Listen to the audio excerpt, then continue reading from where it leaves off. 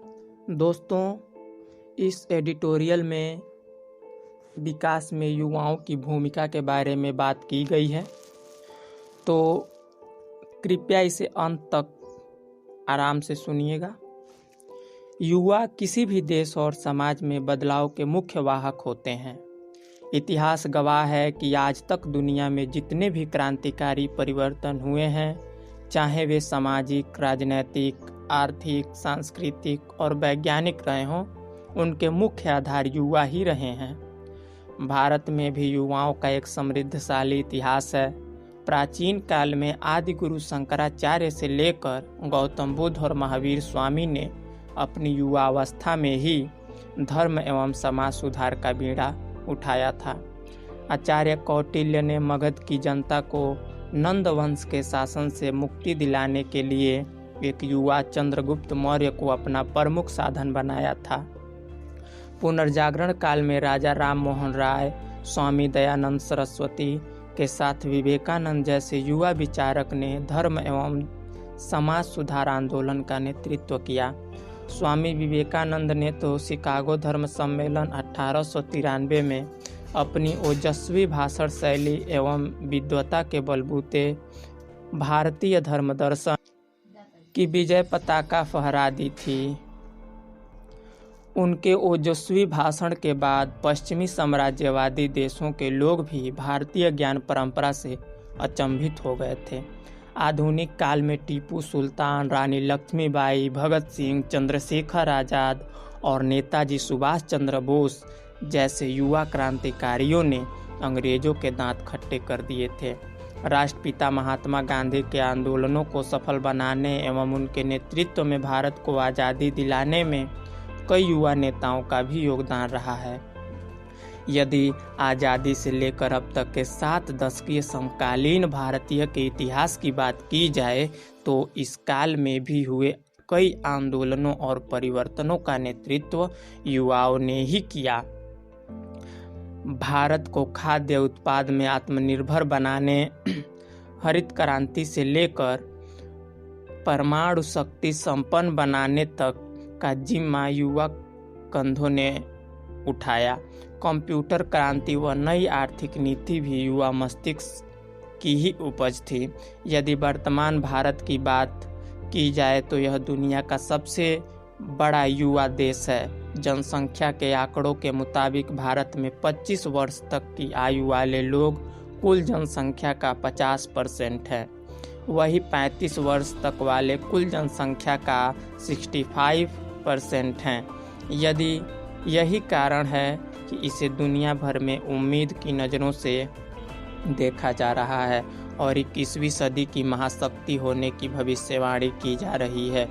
युवा आबादी ही देश की तरक्की को रफ्तार प्रदान कर सकता है।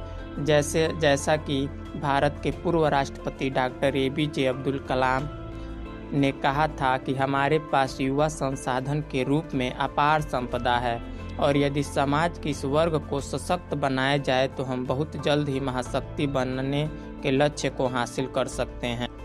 यह बात 100% सत्य है कि बिना खनिज संसाधन के भी किसी देश का विकास हो सकता है, लेकिन बिना मानव संसाधन के देश के विकास के बारे में सोचा भी नहीं जा सकता।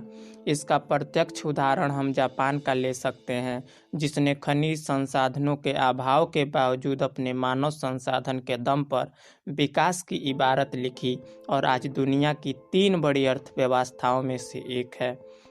यदि भारत के राज्यों की बात की जाए तो बिहार, झारखंड, छत्तीसगढ़ और उड़ीसा जैसे राज्य संसाधनों के बावजूद पिछड़े हुए हैं, जबकि केरल, कर्नाटक जैसे राज्य विकास के मामले में आगे हैं। यदि शिक्षा, स्वास्थ्य एवं कौशल विकास में निवेश करके मानव संसाधन को मानव पूंजी में तब्दील कर दिया जाए तो निश्चय ही भविष्य में इसका बेहतर प्रतिफल मिलेगा। यदि मानव संसाधन का उचित दोहन और प्रबंधन नहीं किया जाता तो यही विकास में सबसे बड़ी बाधा भी उत्पन्न करता है। उदाहरण के रूप में हम आतंकवाद, नक्सलवाद और उग्रवाद में संलिप्त युवाओं को ले सकते हैं। आतंकवाद, नक्सलवाद और उग्रवाद जैसे नकारात्मक तत्व भी अपने मंसूबों को अंजाम देने के लिए युवाओं को ही अपना माध्यम बनाते हैं। आतंकवाद के लिए जम्मू कश्मीर का उदाहरण ले सकते हैं, जहां के युवाओं को बरगलाकर आतंकवादी अपने नापाक मंसूबों को अंजाम देते रहे हैं। 80 के दशक में पंजाब भी ऐसे ही संकट से जूझ रहा था। पश्चिम बंगाल, छत्तीसगढ़ और झारखंड जैसे राज्यों में फैला नक्सलवाद भी युवाओं के कंधों पर ही बंदूक रखकर अपना निशाना साध रहा है। पूर्वोत्तर में यही हाल है। देश में तेजी से फैलता नशाखोरी का जाल भी युवाओं को अपने चपेट में ले रहा है, जैसे पंजाब का उदाहरण प्रमुख है। ऐसी मुश्किल स्थिति में युवाओं को उपयुक्त मार्गदर्शन की अति आवश्यकता है। भारत की युवा शक्ति को सकारात्मक कार्यों में प्रयुक्त करने की जरूरत है।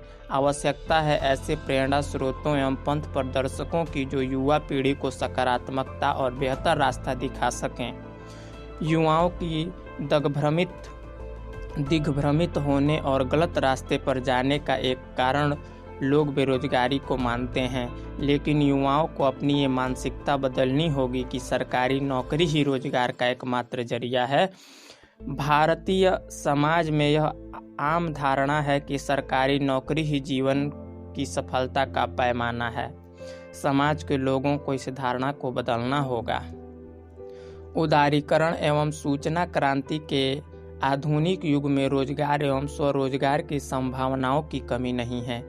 इसका उदाहरण अमेरिका और यूरोप देशों से ले सकते हैं, जहां युवा इन संभावनाओं का भरपूर लाभ ले रहे हैं। भारत में भी गुजरात का उदाहरण ले सकते हैं, जहां लोगों ने उद्यमशीलता के बूते स्वयं को और देश के अन्य लोगों को भी रोजगार प्रदान कर सक्षम बनाया है। भारत दुनिया का सबसे बड़ा लोकतांत्रिक देश है। इसके बावजूद यहाँ राजनीति में युवाओं की भागीदारी बेहद कम है। अक्सर देखा गया है कि राजनीति को लेकर युवाओं में नकारात्मकता का भाव होता है, इसलिए वे राजनीति में नहीं आना चाहते। लेकिन उन्हें यह समझना चाहिए कि जब तक वे राजनीति में भागीदारी नहीं करेंगे, तब तक राजनीति से नकारात्मकता दूर नहीं होगी। भारतीय संविधान ने 18 साल से अधिक उम्र के युवाओं को मतदान देने का अधिकार दिया हुआ है। ऐसे में युवाओं की भूमिका काफ़ी अहम हो जाती है। इसके अलावा युवाओं को बेहतर मानव संसाधन में बदलने के लिए शिक्षा व्यवस्था में भी सुधार की ज़रूरत है। देश के विद्यालयों और विश्वविद्यालयों में भी अभी परंपरागत तरीके से ही पढ़ाई हो रही है। इस कारण हमारे विश्वविद्यालय वैश्विक प्रतिस्पर्धा में पिछड़े हुए हैं।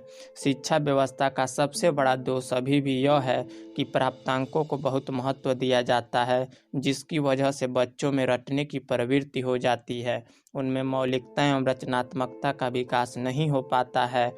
यही कारण है कि हम नवाचार एवं नवोन्मेष में पिछड़े हुए हैं। इसके लिए हमें शिक्षा के प्राथमिक एवं उच्च दोनों ही स्तर पर सुधार के प्रयास करने होंगे। जहाँ तक बात है शोध और अनुसंधान के क्षेत्र की, तो इसकी स्थिति भी अच्छी नहीं है। ऐसे नहीं है कि देश में प्रतिभाओं की कमी है। देश के ही युवा जब अमेरिका, ब्रिटेन, फ्रांस जैसे देशों में जाते हैं तो वहाँ अपनी प्रतिभा का लोहा मनवाते हैं और नोबेल जैसे प्रतिष्ठित पुरस्कार भी पाते हैं। विज्ञान एवं प्रौद्योगिकी के क्षेत्र में तो भारत के युवाओं का डंका पूरी दुनिया में बज रहा है, लेकिन प्रतिभा पलायन की वजह से हम उनका लाभ नहीं ले पा रहे हैं। हमें यही समझना होगा कि युवाओं की तरक्की से ही देश की तरक्की होगी। जिस दिन राजनीति से लेकर प्रशासन तक, समाज से लेकर विज्ञान तक, खेल से लेकर कारोबार तक युवाओं की भागीदारी बढ़ेगी, उस दिन देश का भविष्य उतना ही उज्जवल होगा। धन्यवाद।